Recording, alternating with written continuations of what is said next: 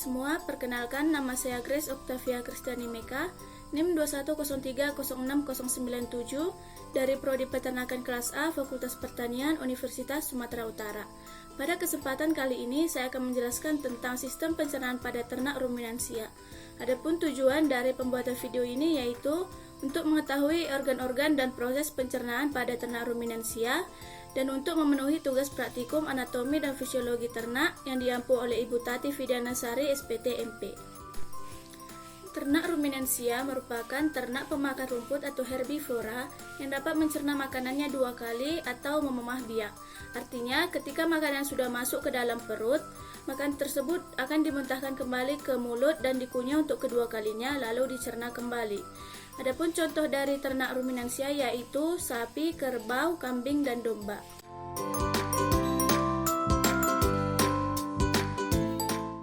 Pertama, saya akan menjelaskan tentang organ-organ pencernaan pada ruminansia, yaitu saya ambil contoh pada sapi. Yang pertama yaitu ada mulut atau cavum oris. Di dalam mulut ini makanan akan dikunyah dan dicerna dengan bantuan gigi dan kelenjar saliva. Rahang pada sapi ini dapat bergerak ke kiri dan ke kanan untuk menggiling makanan. Di dalam rongga mulut sapi terdapat gigi seri atau incisivus yang berada di depan yang fungsinya untuk memotong makanan, dan gigi geraham atau molar yang berada di belakang yang fungsinya untuk mengunyah makanan. Sedangkan gigi taring pada sapi tidak mengalami perkembangan karena keberadaannya yang kurang berfungsi. Gigi yang paling banyak jumlahnya dan mengalami perkembangan tercepat adalah gigi geraham atau molar yang karena fungsinya untuk mengunyah. Jumlah gigi geraham pada sapi yaitu 24 buah, diantaranya 12 buah di rahang atas dan 12 buah di rahang bawah. Sedangkan gigi seri berjumlah 8 yang seluruhnya berada di rahang bawah. Bagian yang kosong yang tidak ditumbuh gigi disebut juga dengan diasterna yang fungsinya untuk menjulurkan lidah. Ini merupakan rumus gigi pada sapi, yaitu M3, P3, C0, I0, I0, C0, P3, M3 pada rahang atas, dan M3, P3, C0, I4, I4, C0, P3, M3 pada rahang bawah, di mana I merupakan incisivus atau gigi seri, P merupakan premolar atau gigi geraham depan, M merupakan molar atau gigi geraham belakang, dan C merupakan caninus atau gigi taring.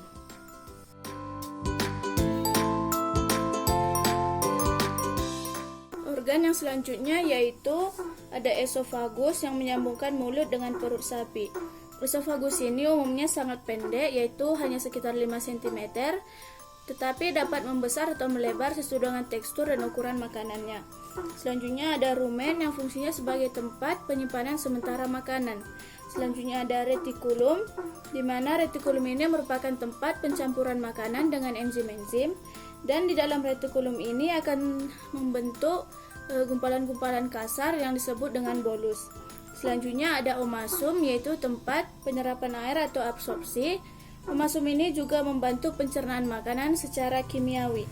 Selanjutnya ada abomasum, di mana abomasum ini merupakan lambung sebenarnya pada sapi, karena di dalam abomasum ini akan terjadi pencernaan secara kimiawi dengan enzim-enzim yang berasal dari dinding-dinding abomasum itu sendiri. Selanjutnya makanan akan berlanjut ke usus halus, di mana usus halus ini merupakan tempat penyerapan sari-sari makanan, dan akan berlanjut ke usus besar, yang dimana usus besar ini fungsinya sebagai tempat penyerapan air dan mineral, dan berlanjut ke rektum, di mana rektum ini merupakan penampungan sementara kotoran yang akan dikeluarkan melalui anus.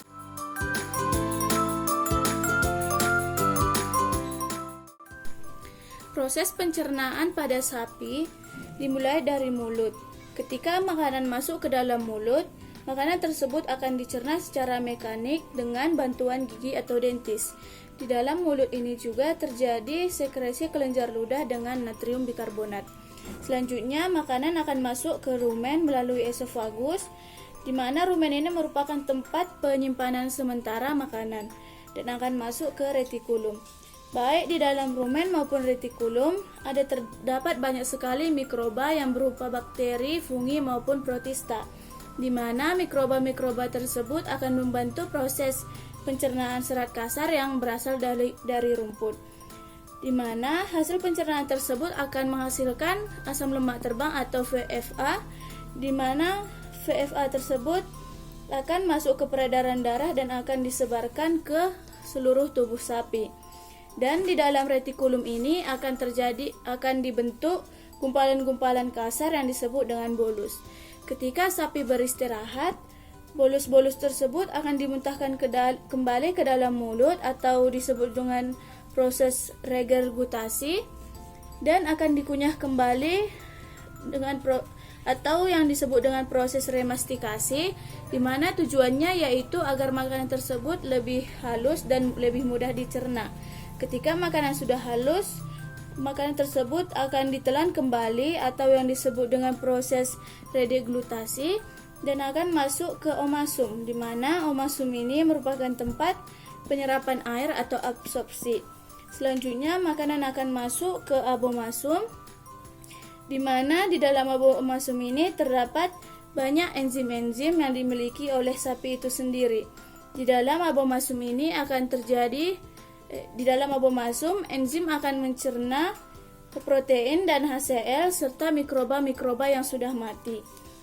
Selanjutnya makanan akan masuk ke usus halus, di mana usus halus ini merupakan tempat pencernaan lemak dan proses penyerapan sari-sari makanan, di mana hasil tersebut akan masuk ke peredaran darah dan akan disebarkan ke seluruh tubuh sapi.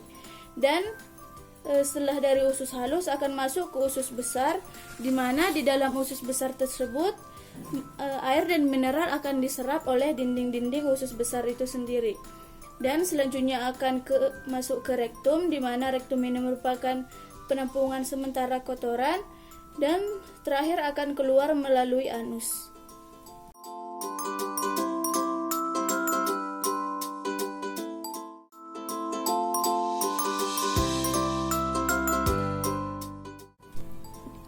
Bagian lambung pada sapi yaitu yang pertama rumen atau perut besar, atau yang sering juga disebut dengan perut handuk, karena tekstur dan bentuknya yang menyerupai handuk, yaitu memiliki rambut-rambut halus. Rumen ini memiliki ukuran yang sangat besar, yaitu hampir memenuhi rongga perut sapi bagian kiri. Rumen dan retikulum memiliki struktur yang terhubung, yang volume keduanya bisa mencapai 200 liter, dan dilengkapi dengan kemampuan untuk mengaduk dan mencampur makanan setiap menitnya. Di dalam rumen ini terdapat banyak sekali mikroba yang berupa bakteri, fungi maupun protista untuk membantu proses fermentasi makanan yaitu berupa tanaman hijauan. Pada sapi pedet atau sapi yang masih bayi, biasanya lambungnya masih bersih dari mikroba dan akan muncul mikroba saat sapi tersebut belajar memakan rumput. Isi dari rumen ini terdiri dari 3 elemen, yaitu bagian atasnya diisi oleh gas amonia, bagian tengahnya diisi oleh hijauan yang masih kasar, dan bagian bawahnya diisi oleh tepung dan hijauan yang sudah halus atau lembut. Bagian yang ketiga dari lambung sapi adalah retikulum, atau yang sering juga disebut dengan perut jala. Retikulum merupakan organ yang menghubungkan antara rumen dan omasum. Dinding dari retikulum dilapisi oleh epitel yang berlapis-lapis. Sama seperti rumen, retikulum juga akan membentuk kontraksi memutar untuk mengaduk dan mencerna makanan.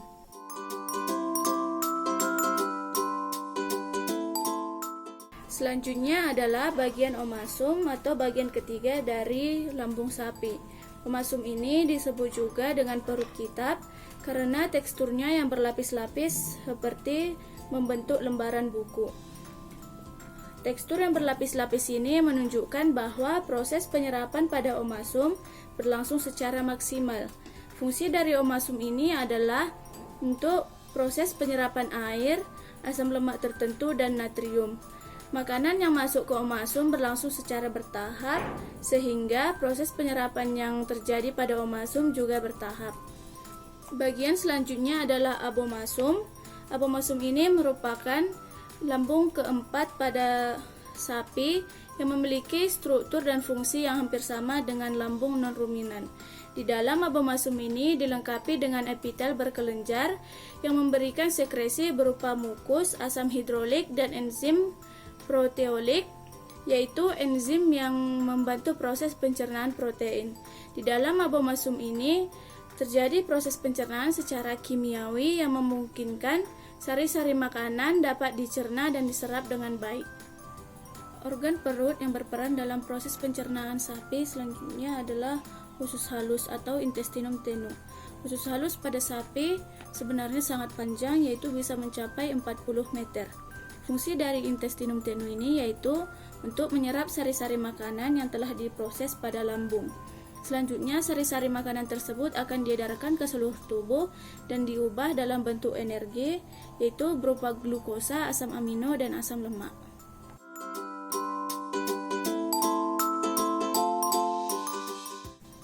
Di dalam perut sapi terdapat banyak sekali jenis mikroba, baik itu berupa bakteri, fungi, maupun protista, di mana mikroba ini memiliki peranan yang sangat penting dalam proses pencernaan ruminansia. Fungsi dari mikroba ini yaitu untuk membantu mencerna pakan yang mengandung serat kasar dan akan membentuk volatil fatty acid atau asam lemak terbang yang selanjutnya berguna untuk sumber energi bagi sapi. Jenis mikroba yang pertama yaitu bakteri selulotik, yaitu bakteri yang mampu memecah selulosa dan mampu bertahan pada kondisi buruk ketika pakan mengandung serat kasar yang tinggi. Contoh dari bakteri selulotik yaitu Bacteroides succinoges dan Ruminococcus albus. Jenis mikroba yang kedua yaitu bakteri proteolitik, yaitu bakteri yang mampu memecah protein, asam amino, dan peptida menjadi amonia. Contoh dari bakteri ini yaitu Bacteroides ruminociola dan Selenomonas ruminantum. Jenis mikroba yang ketiga yaitu jenis bakteri metanogenik, yaitu bakteri yang dapat mengkatabolisasi alkohol dan asam organik menjadi metan dan karbon dioksida. Contohnya yaitu Methanobacterium formicium dan Methanobacter ruminantum. Jenis yang keempat yaitu bakteri amilolitik, yaitu bakteri yang dapat memfermentasi amilum. Contohnya yaitu Streptococcus bovis dan Bacteroides amylophilus.